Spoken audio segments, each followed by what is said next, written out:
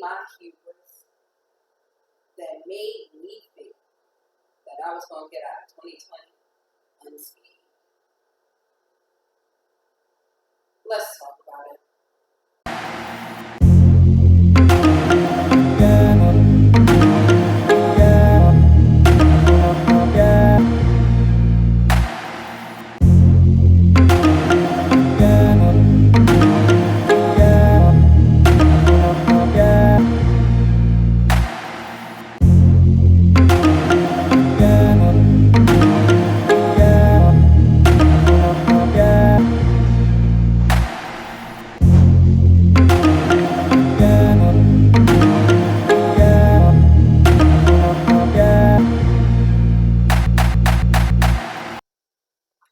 I was talking to a near and dear friend recently, and he said it is difficult to be in our age bracket right now with social media because, nobody shows the downsides. You know what I mean? Nobody shows the work.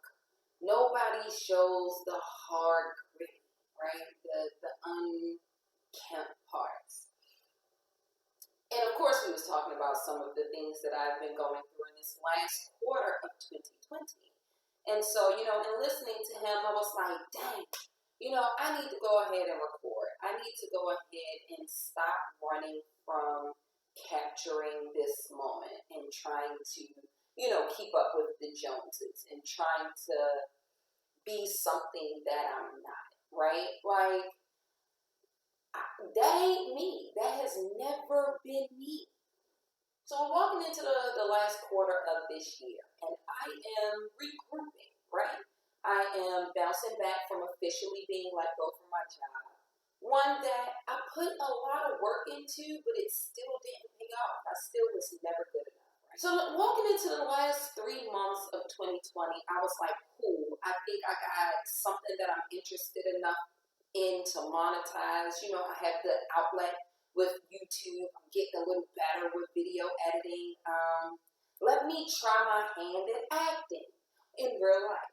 So I actually went out and did a play in November. I did the Rocky Horror Picture Show, the Chocolate Horror Picture Show. My first thespian endeavor ever on the soundstage. Amazing, right? Okay, hold that thought. And so, that's going on, and I'm trying my hand in that monetized project that I hopefully can release to the world soon.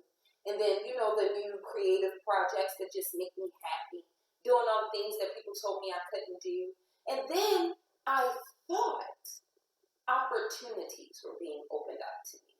Because that's always what happens with me. I am weird in the I want things to be stable as I am flying around doing it all, right? If that makes sense to you. So everything that makes my eyes go, really? Seems like an opportunity to me. But opportunities are things that when you put effort and energy and time into it, it has payoffs, right? It has things that give you something to go, yeah, I did the hard work and this is what it's for. Or at least I think that's what opportunities are. Maybe I'm wrong. And a lot of the ventures that I took, they weren't actually opportunities, nor were they obstacles. I think they were more tests. They are tests still. Because, of course, things don't just get different at the top of the year. January the 1st doesn't wash away everything, right? But 2020 was a test. The pre-test. Don't get it twisted. What I thought, right, that while I was acing the first 3 pages of this booklet test that we call 2020, or this pre-test we call 2020, is I'm kind of breezing through and, get to those essay points when you got to read it twice, maybe thrice, and you're sitting there like, okay, I think I got a handle on this. The real test. Me and my best friend was actually talking about it, and we both, in our separate corners, when we gathered, likened it to the PSAT versus the SAT. Baby, 2021 is the SATs. Is you ready? My SAT story is pretty funny. I had to take it twice, right? Not because I did bad on it. This was back when it was just 1600. Oh God, did I just date myself?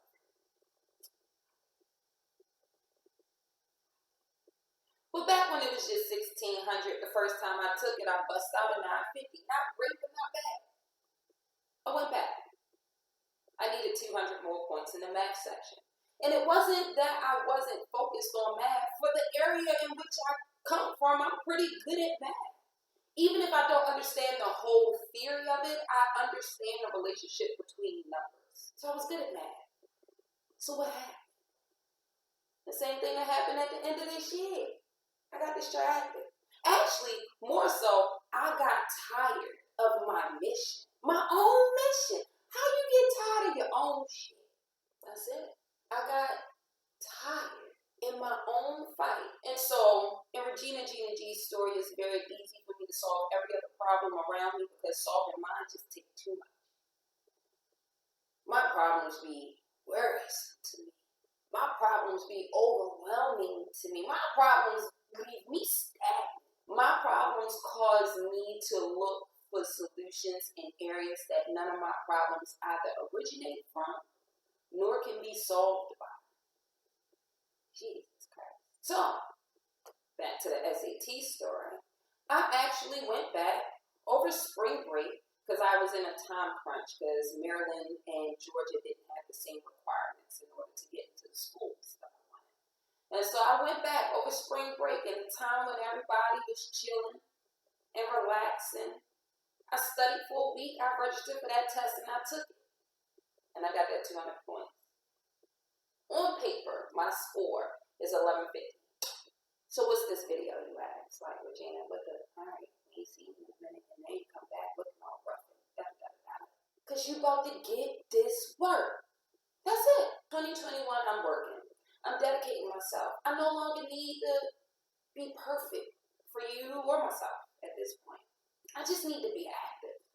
You know what I mean? I just need to keep going. That's what the PSAT taught me, right? The PSAT questions are easy because you got to build the stamina to make it through a 3-hour-long test. To not get too hyped at those easy parts and not too bogged down at those overwhelming ones. Just read it thrice. The last 48 hours, I literally have been sitting on an emotional roller coaster. Looking at sudden doom in the fucking face. Boy, if you knew exactly what my circumstances were, you would be like, "Are you recording?" Yes, I'm recording. Because y'all about to get this work all 2021. It ain't going to be pretty. It ain't going to be what I thought it was going to be. Real talk. It's not. What it is going to be is Regina, Gina, and you. All that is me. So that's it. Happy New Year. Or New Year's, if that's your thing. Look, I don't judge. I love all my people. And although it's been about a while, know that it's always God. I leave you with a lot of light. Because study time is over. It's now time to take that test. You got to see what you're doing. I leave you with a lot of life. Because as we walk into these tests of 2021, it's asking, can you sustain the life you want to live? But most importantly, and always, and no matter what obstacles I go through, I'm always going to give you that love. Because the love that you give to me, I need it. And thus, I always want to redeposit it back into you.